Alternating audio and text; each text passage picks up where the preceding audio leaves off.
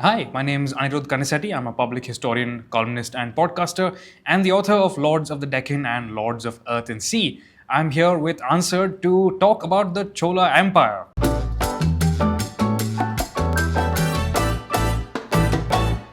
Apart from temples, what is it that you see today in everyday life that is because of the Cholas? Well, the very fact that you have a large Tamil diaspora across most of the world, especially the Indian Ocean, is because of the Cholas and the Tamil merchants that they work closely with. Especially in South Karnataka, the Tamil presence seems to have directly stemmed from Chola expansion. Tamils were present in Sri Lanka both before and after the Chola conquest, but they were there in much larger numbers. The Tamil language was better known because of the Chola expansion. There's a whole bunch of other things as well. We're talking about the integration of global trade. The very fact that we eat steamed foods today, for example, is a result of Chola expeditions into Southeast Asia. So, in ways that aren't just directly connected to temples, the Cholas really made the world as we imagine it.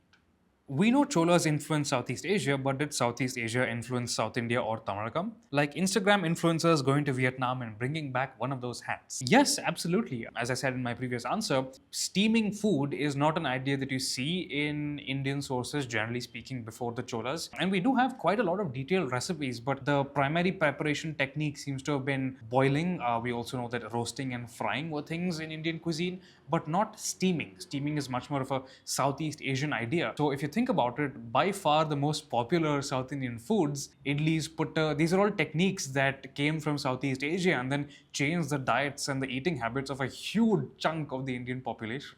How many Chola kings did Sembian Mahadevi advise, and how was her relationship with Kundavai? Sembian Mahadevi was the great aunt of Rajaraja Chola, the great conqueror. Kundavai was Rajaraja's sister. I think that in a lot of ways, Sembian Mahadevi was not simply an advisor, but really in a lot of ways the real founder of the Chola Empire. We're talking about a queen who built over a dozen temples over the course of her lifetime, while most queens before her only ever built one. If you look at the placement of Sembian Mahadevi's temples, you will see that they're concentrated in the Chola's backyard, but also deployed almost the way that a general deploys the vanguard of his army to places that the Cholas were integrating into their state. And you see that Sembian Mahadevi, through her temples, very often talk to various local stakeholders. She's talking to assemblies of villagers, assemblies of Brahmins. She's talking to priests, to musicians, to dancers. She's talking to merchants, so important, influential people.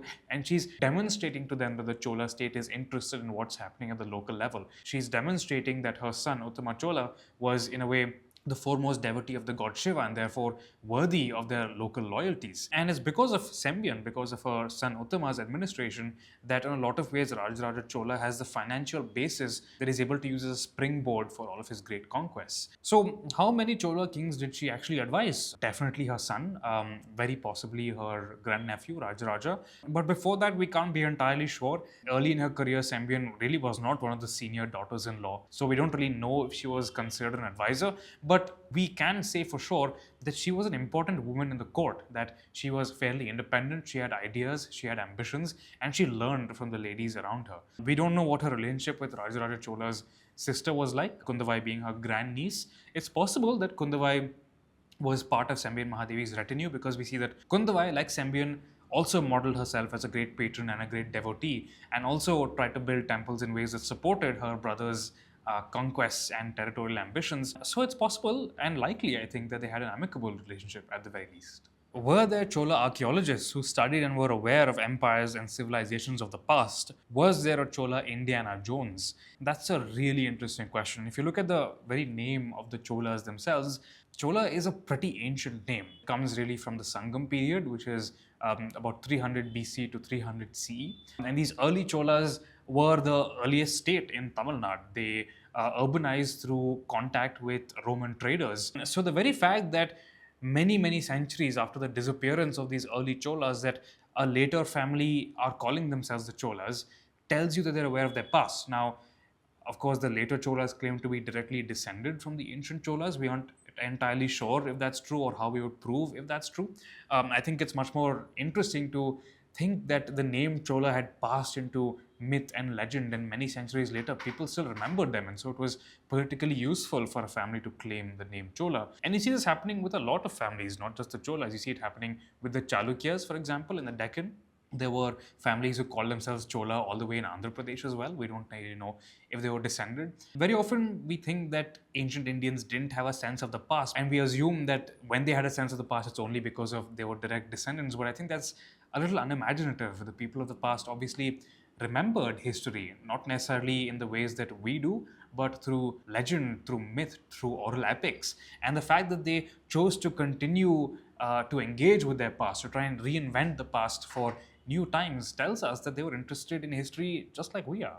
Why do temples stand and not the palaces and other buildings of the Cholas? This is a really interesting question. We do know where one major Chola palace was at Gangaikonda Cholapuram. It's actually being excavated right now as we speak. The fact is that a lot of important Chola urban centers remained urban centers for centuries after that. So a lot of their buildings are probably slumbering in the foundations of existing towns like Kumbakonam. Maybe one day when Kumbakonam gets a metro, excavations will find the remains of Chola towns and Chola palaces. As for why the temples are standing, well, the temples, a lot of them remained in active worship. They continued to be patronized for centuries after that, so they weren't built over the way that other parts of Chola towns and palaces must have been. How linguistically diverse was the Chola court? A lot more diverse than we'd imagine. We know that a lot of officers from the Kannada country were present in the Chola court. We know that they were related to Telugu speaking families by marriage, so Telugu speaking princes must have been a part of it.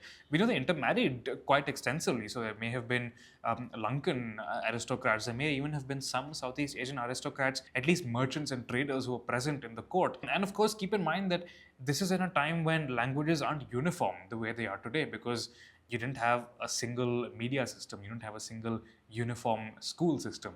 So the dialects of Tamil themselves must have been extremely diverse in the court. And when you look at Chola inscriptions, you get a very clear sense that the court is trying to speak in a classicized, archaic form of Tamil that is understandable to most people, but doesn't necessarily lean into regional variations that must have existed.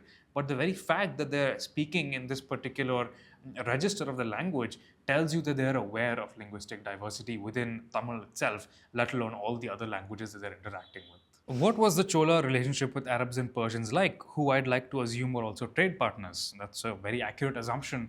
In fact, one of the earliest surviving stone remains of Orayur, the earliest Chola capital, is a mosque. It's an inscription in a mosque made by an Arab merchant dating to about the 8th century CE.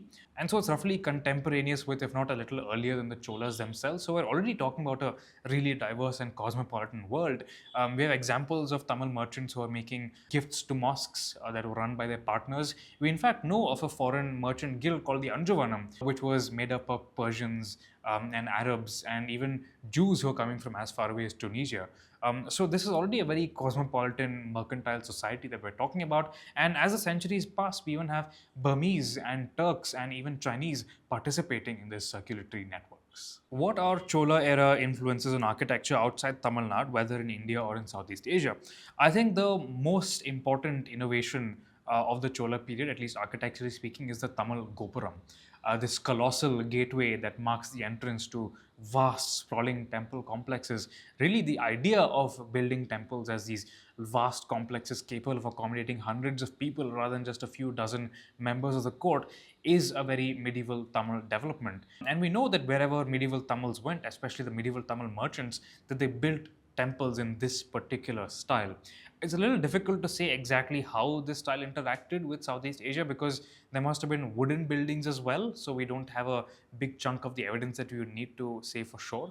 But definitely Tamil temples got really far. In the 13th century, they even built one in Chuanjiao on the coast of the East China Sea, which is just crazy to think about.